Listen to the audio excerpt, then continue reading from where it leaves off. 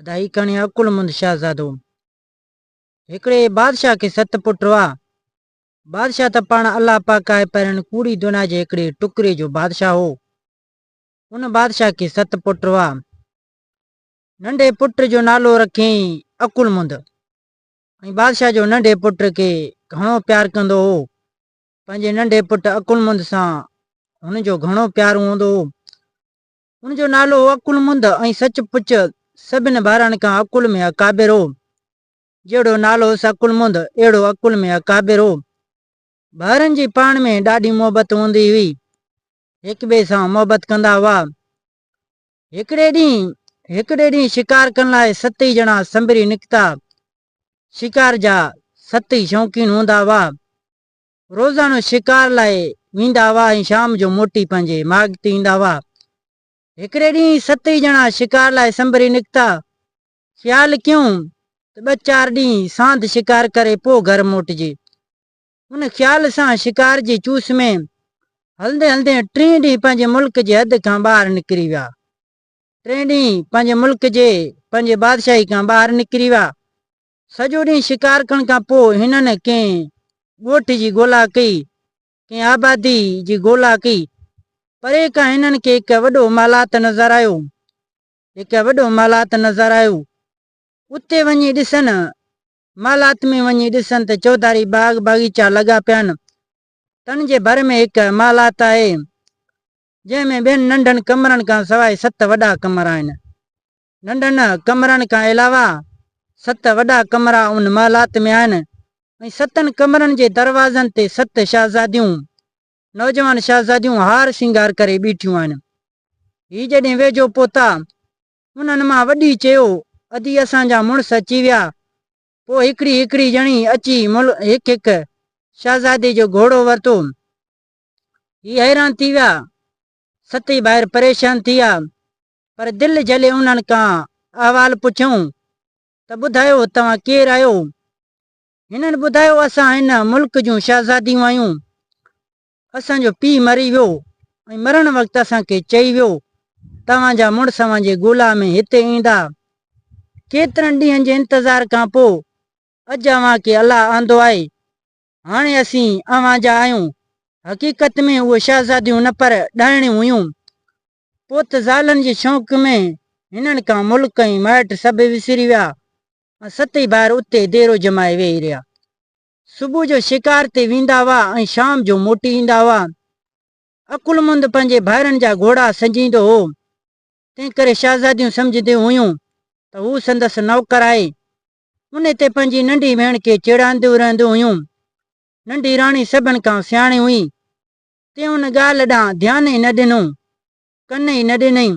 पर नेठि अकुलमंद खां हिकु राति हक़ीक़त पुछी। पंहिंजे मुड़ुस अकुलमंद खां हिकु राति हक़ीक़त पुछी। अकुलमंद चयसि, हाणे तूं हीअं कर, जॾहिं मुंहिंजा भाइर निंड में अची वञनि तॾहिं वञी खेनि जागा, मुंहिंजे भाइरनि खे जागा ऐं चवीं, मुंहिंजे भाइरनि खे ॿुधा तव्हांजो भाउ अकुलमंद जे पेट में सूरु पियो आहे ऐं ॾाढो तकलीफ़ अथसि। हिन ईअं कयो त 6 शहज़ादा रोंदा पिटींदा उथिया, जुतियूं पटका बि हथ कीन आयूं। शहज़ादी खे उते पक थी पाण में भाइर आहिनि। हिननि जी अकुलमंद सां ॾाढी मोहबत आहे। तंहिं करे हिन अकुलमंद खे ॿुधायो, पंहिंजे मुड़ुस अकुलमंद खे ॿुधाई, असीं शहज़ादियूं न आहियूं पर ॾाहिणियूं आहियूं। जॾहिं अव्हांखे हिते हिन मालात में 7 रातियूं पूरियूं थींदियूं तॾहिं अव्हांखे मारे अव्हांजो गोश्त खाईंदुसीं। अकुलमंद उहा ॻाल्हि ॿुधी, पंहिंजी ज़ाल जी उहा ॻाल्हि ॿुधी परेशान थी वियो ऐं वरी पुछियईं, भला तूं मूंखे बि खाईंदे छा? पंहिंजे ज़ाल खां पुछियईं, भला मूंखे बि खाईंदे छा? ॾाहिण चुसि, जे तोखे खाइण जो ख़्यालु हुजे हा त तोखे ॿुधायां छो हा। हाणे हीअं कर जो पंहिंजे भाइरनि खे शिकार ते मोकिलिजां। तूं सुभाणे हिते तरस ऐं वेही असांजो तमाशो ॾिस। अकुलमंद सुबुह जो भाइरनि खे चयो, अव्हां अॼु भली शिकार ते वञो, पर मां शिकार ते न ईंदुसि, मां बीमार आहियां। पहिरां त हिननि भाइरनि जा शिकार ते न पिया वञनि। हिननि जे भाइरनि जवाबु ॾिनो, तोखां अलावा असां शिकार ते न वेंदासीं। पर पोइ तयारु थिया, घोड़नि खे सॼण लॻा, सॼ विझण ई न पिया अचनि। छहनि ॿारनि खे घोड़नि जा सिंज वजण ई न पिया अचनि। नेठि अकुलमुंद उते घोड़ो संजे ॾिननि। नंढी ॾाइण राणी खे उते ई ख़बर पई त रोज़ अकुलमुंद छो ॿाहिरनि जा घोड़ा संजींदो आहे।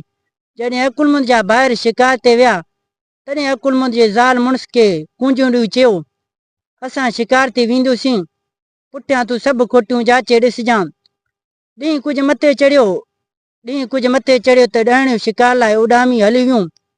हिननि जे चवण खां पोइ अकुलमुंद पहिरीं खोटी वञी खोले ॾिसे त उन में 7 घोड़ा अहिड़े क़िस्म जा बीठा आहिनि।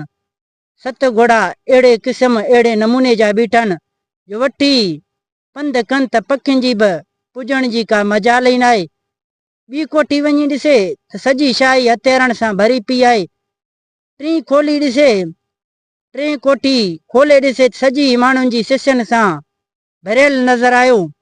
जन सभिनी हिननि खे ॾिसी पहिरां त रोई ॾिनो पर पोइ बि खिलण लॻियूं। अकुलमुंद हैरान थी वियो। उन्हनि खां रोअण खिलण जो सबबु पुछियईं। भाऊ ॾे अवल शिष्यनि खां पुछा कई, अवल रोई ॾिनो पर पोइ तव्हां बि खिलण लॻा आहिनि, छा ॻाल्हि आहे? शिष्यनि ॿुधायो, रोअण उन करे हो त तो जहिड़ो सुहिणो जवान 7 रातनि खां पोइ मारिजी वेंदो ऐं तुंहिंजी सिसी बि अची असां सां मिलंदी। खिलूं उन करे त पोइ तो जहिड़ो सिसी बि असां जहिड़नि शहज़ादनि जूं सिसियूं हूंदियूंसीं। अकुलमुंद खे पक थी हिते जीअण महल आहे, हिते असांजो बचणु मुश्किल आहे। पोइ यकदमि कोठियूं बंदि करे चुपचाप अची सुम्ही रहियो। जॾहिं शाम थी तॾहिं ॾाइणियूं हिन जा ॿाहिरि आया। राति जो अकुलमुंद ज़ाल खे चयो, पंहिंजी ज़ाल खे चई, मूं सभु कुझु ॾिठो, हाणे मूंखे यकीन आहे, मूंखे यकीन थी वियो आहे त तूं जेको चयो आहे सो सच आहे, पर ख़ुदा जे नाले मुंहिंजी ॿाहिरनि जी बचा कर, बाक़ी आऊं हाज़ुर आहियां। ॾाइण चुस ख़्यालु न कर, परेशान न थी, तुंहिंजे सदके उहे बची पवंदा। हाणे हीअं कजो जो सुबुह जो सवेर शिकार जे बहाने तव्हां उती पंहिंजे मुल्क ॾांहुं रवाना थी वञो। जॾहिं शाम थिए तॾहिं कंहिं टकर ते चढ़ी घोड़नि जूं कुचूं तरारनि सां कपे उते वेही रहिजो। जॾहिं असीं ॻोल्हियूं तव्हां वटि अची पहुचूं तॾहिं अव्हां चइजो त असां अॼु राति हिते रही सुबुह जो शिकार कंदा कंदा घर मोटी ईंदासीं। अव्हां पंहिंजा घोड़ा असां ॾे ॾियारे मोकिलिजो। जॾहिं सुबुह थियो तॾहिं शिकार ते रवाना थिया। उते अकुलमुंद पंहिंजे ॿारनि खे सॼी हक़ीक़त ॿुधाए चयूं त ही ॾाइणियूं आहिनि। जेतिरो थी सघे घोड़नि खे अकिलियो, सभिनि खे साह जी लॻी, अहिड़ो घोड़नि खे छूट ॾिनऊं जो 2 ॾींहंनि जेतिरो पंधु हिकिड़े ॾींहं में कढी आया। जॾहिं शाम थी तॾहिं हिकु टकरी ते चढ़ी विया, उते घोड़नि जूं कुचूं कपे वेही रहिया। जॾहिं शाम थी ही कोन मोटिया, ॾाइणनि खे शक थी पियो शहज़ादा शायदि भॼी विया आहिनि। उन्हनि खे हक़ीक़त जी ख़बर पइजी वई। सभई ॾाइणियूं सलाह करे 7 ॾाइणियूं उन्हनि खे ॻोल्हण लाइ निकितियूं, शहज़ादनि खे ॻोल्हण लाइ निकितियूं। नेठि हिननि खे ॻोल्हे अची लधऊं। जॾहिं वटनि पहुतियूं तॾहिं शहज़ादनि चयो, असां खे अॼु शिकार न लॻो आहे, टकर में घोड़नि जा सुंभ फटिजी पिया आहिनि। हाणे के अव्हां वटि घोड़ा हुजनि त घोड़ा मोकिलियो त पोइ घर अचूं। उहो ॿुधी ही मोटी वियूं। 7 ॾाइणियूं मोटी वियूं ऐं यकदमि पंहिंजा सामुंडी घोड़ा वठी आयूं। जॾहिं हिननि शहज़ादनि खे हलण लाइ ज़ोर रखियो, ॾाइणनि चयो, हाणे असां सां गॾु हलिजो। तॾहिं अकुलमुंद चयो, असांजी हमेशह इहा आदत आहे त हथे ख़ाली घर मोटंदा न आहियूं। सुभाणे शिकार करे पोइ घर ईंदासीं। ॾाइणियूं हली वियूं। हिननि घोड़नि ते ज़ीनूं रखियूं ऐं जेतिरो थी सघनि घोड़नि खे वठी अकलियूं। सॼी राति ऐं ॿियो ॾींहुं घोड़ा अकलियूं। राति थी हू न मोटिया, सो ॾाइणियूं सलाह करे वरी हिननि जे ॻोल्हा में निकितियूं। नंढी भेण घणो ई हेॾां होॾां हिननि खे वरगलायो, पर नेठि केतिरो थड़जनि। परे खां कंहिं महिल ॾिठऊं त मुड़ुस वञनि था उॾावणा। ॾाइणनि खे ॾिसी वेतर हिननि बि घोड़नि ते मार विधी। दंग बाक़ी 2 चेन विकनि ते रहियो। ॿिया सभु टपी विया। सभिनि भाइरनि जा घोड़ा उन दंग मां टपी विया। बाक़ी अकुलमुंद जो सभिनि जो पुठियां तंहिंजी घोड़े जी पुछ में हिकु ॾाइण जो हथु पइजी वियो। नंढी ॾाइण सम्झो त हाणे जवान जो सिर वञे थो, मुंहिंजो मिणस जो सिर ई वञे थो। तंहिं करे रड़ कयईं अंधा घोड़े जो पुछ नथो कपी। अकुलमुंद कॾी तरार घोड़े जे पुछ ते वाही कढी त पुछ कपजी वञी परे पियो ऐं घोड़ो टपी दंग जे पार हुन बार थियो। उते ॾाइणियूं हथ मले ॿीहरियूं ऐं पंहिंजे भेण खे मयारियूं ॾींदियूं मोटी वियूं ऐं शहज़ादा सही सलामत अची पंहिंजे मुल्क पहुता। कुझु ॾींहं गुज़रिया त अकुलमुंद खे अची हुन ॾाइण जी सिक थी, पंहिंजी ॾाइण ज़ाल जी सिक थी। मुड़ुस ख़्यालु कयो कुझु बि थी पवे पंहिंजे महबूब जो मुंहुं ॾिसणु ज़रूरु वेंदुसि। ॿाहिरनि घणो ई सम्झायसि, पंहिंजे भाउ अकुलमुंद खे सम्झायो, पर ही जवान न मुड़ियो। आख़िर अकुलमुंद खां जेको वॾो भाउ हो तंहिं चयो त जे तूं वञी त मां बि तोसां गॾु हलंदुसि, तोखे अकेलो कीअं छॾियां। पोइ त ॿई ॼणा उथी ओॾां पंध रवाना थिया। हकलींदा हिकिड़े खूह जे भरिसां अची मांझंदो करण लाइ हिकु पपर हेठां लथा, हिकु वण हेठां लथा। अकुलमुंद जो भाउ घोड़नि जूं वागियूं कढी वियो पाणी भरण उन खूह में वञी ॾिसे त खूह जे कुंड में हिकु पथर आहे, उनजे मथां हिकु पथर आहे।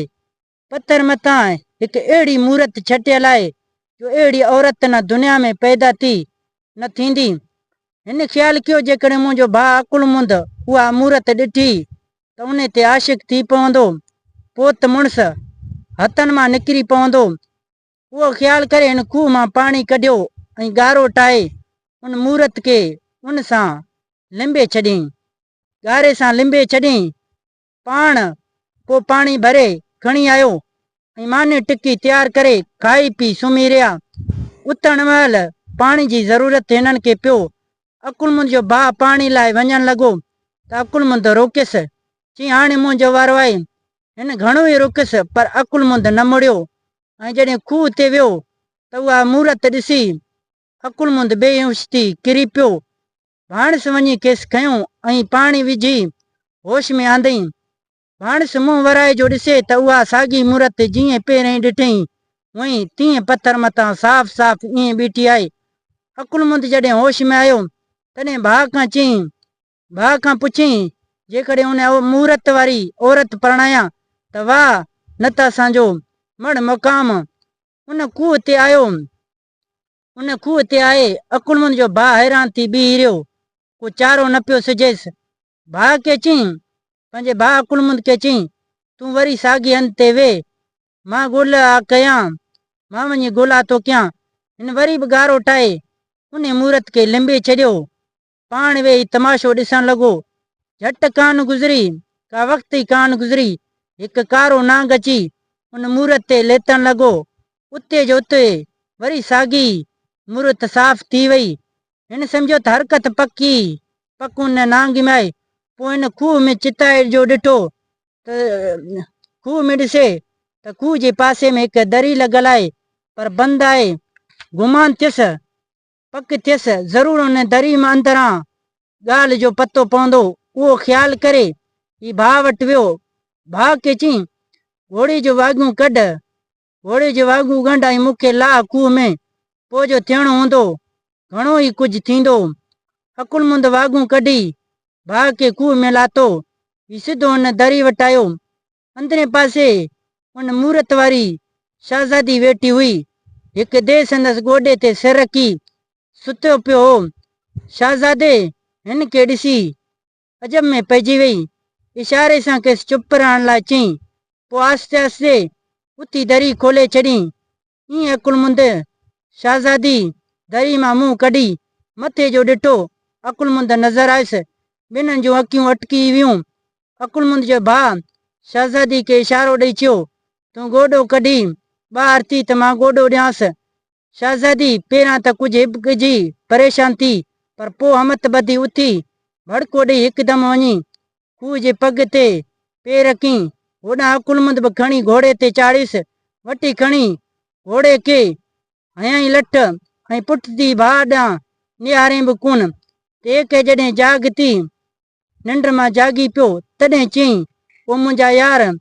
अकुलमुंद जे भाउ वरंदी ॾिनसि, दे के वरंदी ॾिनी तुंहिंजो यार के खणी वियो मुंहिंजो यार दे कावड़ मां खार मां चिस बेवकूफ़ उहो यार न हो पर यारनि जो खार हो यारी जा पंध अञा परे आहिनि दे के वरी बि निंड खणी वई वरी जागी दां की ओ मुंहिंजा यार हिन वरी बि जवाबु ॾिनसि तुंहिंजे यार के खणी वियो मुंहिंजो यार दे वरी बि चिस बेवकूफ़ उहो यार न हो पर यारनि जो खार यारी जा पंध अञा परे आहिनि अहिड़ी तरह जॾहिं टियों दफ़ो दे सॼो हिन साॻियो जवाबु ॾिनसि तॾहिं दे चिस बेवकूफ़ ॿुध मां तोखे यारनि जी ॻाल्हि ॿुधायां ईअं चई दे पंहिंजी ॻाल्हि शुरू कई दे चयो सौदागर ज़ादी ऐं चाकी जी पाण में यारी हुई ॿिन्हिनि जी पाण में यारी हुई जॾहिं सौदागर वापार ते वेंदो हो ऐं 6 महीना लाइ पोइ सौदागर घर मोटींदो हो तॾहिं हुन विच में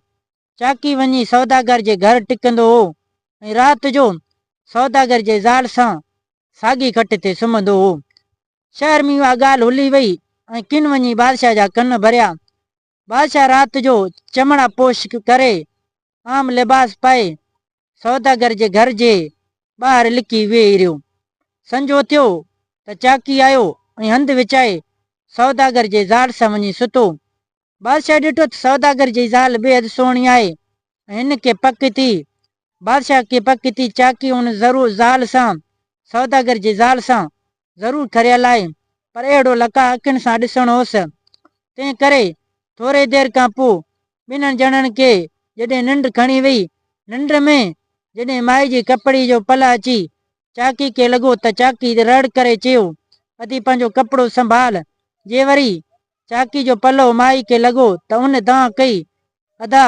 कपिड़ो संभाले वटि बादशाह सॼी राति अहिड़ो तमाशो ॾिसंदो रहियो सुबुह जो सवेर वज़ीर खे चयईं बादशाह वज़ीर खे चयो चाकी बेशक वफ़ादार दोस्त आहे वज़ीर चयो बराबरि साईं चाकी बिल्कुलु वफ़ादार दोस्त आहे पोइ ॿई ॼणा चाकी वटि हली आया चाकी उन टाइम घाणो हलाए रहियो वधी बादशाह वज़ीर खे अदब सां मिलियो हथ ॿधी अचण जो सबबु पुछईं बादशाह चयो मां तोसां यारी रखणु आयो आहियां चाकी अर्ज़ु कयो कि भला मां तीली आहियां खाइण जेतिरो कोन्हे सो मां तोसां कीअं यारी जहिड़ो थींदुसि बादशाह चयो कुझु बि थी पवे मां ज़रूरु तोसां यारी रखंदुसि चाकी ॾिठो त बादशाह न मणंदो तंहिं करे हिन खे हिकु पुराणो तॾो विछाए ॾिनई ज़ाल खे चयईं पंहिंजी ज़ाल खे चयईं जोर जी रॿ अहिड़ी तयारु कर जेका पीअण सुरकण जहिड़ी हुजे जॾहिं रॿ तयारु थी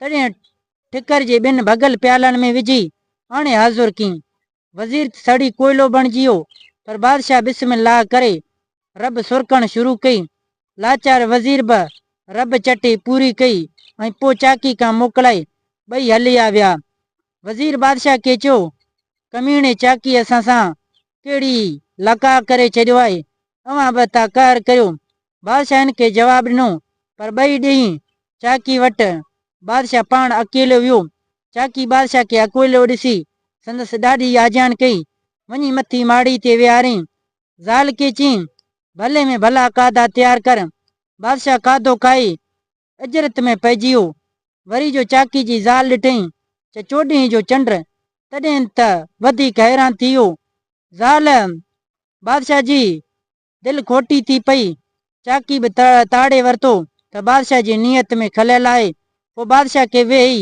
ज़ोर ॾियणु लॻो बादशाह जो ख़्यालु हुजे त चाकी निंड करे संदसि ज़ाल सां मोहबत जा के ॿोल वंडिया पर चाकी ज़ोरनि खां बस ई कान कई बादशाह जी रोकण ते बि न मुड़ी थींदी थींदी ईअं सिज उभरी वियो चाकी बादशाह जे पेरनि ते हथ रखी चढ़ियो साईं यारी जी अञा पंध परे आहे जेकॾहिं मां निंड करियां त तुंहिंजी नियत का ॿी हुई हल त मां तोखे पंहिंजे दोस्त ॾेखारियां हाणे तूं कोटवाल जा कपिड़ा करे मूंखे हथ कड़ियूं हण ऐं सौदागर जी ज़ाल वटि हली लंघा बादशाह तमाशे ॾिसण लाइ ईअं कयो जॾहिं चाकी सौदागर जे घर वटि अची लंघियो तॾहिं बादशाह अकल करे चयो हलड़े चाकी तूं घणा ॾींहं मुल्क खाधा आहिनि माई चाकी जी नाली ॿुधण सां ई डोड़ी दरवाज़े ते आई कोटवाल खे ॾिसी ॾकी वई चवण लॻी अदा उन खे छॾे ॾे जेतिरी दुना वणी मूंखां वटि बादशाह चयो असुल न छॾींदोमांसि। माई चयो ही सॼी जाइदाद वटि, मां रुगो गंदी मथे ते रखी ॿाहिरि निकिरी बीहां, पर तूं चाकी खे छॾे ॾे। चाकी बादशाह खे चयो हाणे फलाणे मकान वटि हल। बादशाह हिन खे ओॾां वठी वियो ऐं मकान जे ॿाहिरां हकल कयईं, हलड़े चाकी, तूं घणा ॾींहं मुल्क खाधा आहिनि। मकान में हिकु मलंग वेठो हो। जीअं उहो आवाज़ ॿुधी ॿाहिरि अची ॾिठो त साॻियो चाकी संदसि दोस्त आहे। बसि पोइ त भंग वारो डंडो खणी बादशाह जे सिधो कयईं। चयईं मलंग चयो चाकी खे छॾ, न त हिकिड़ो ई डंडो सिर में ॾींदोमांइ। बादशाह लाचार थी चाकी खे छॾे ॾिनो। हलंदे वेल चाकी बादशाह खे चयो दोस्ती ईअं थींदी आहे। बादशाह क़बूल कयो त बेशक तुंहिंजी दोस्ती जो ॾांहुं जो आहे न। दे ईअं चई हिन जे बाह में हथु विझी वठी जो झोंटो ॾिनुसि। वञी खूह खां ॿाहिरि पियो। उते ॾिसी संदसि घोड़ो ॿधो बीठो आहे, बाक़ी न अकुलमंद ठहे न ई शहज़ादी। ही सिधो घर आयो।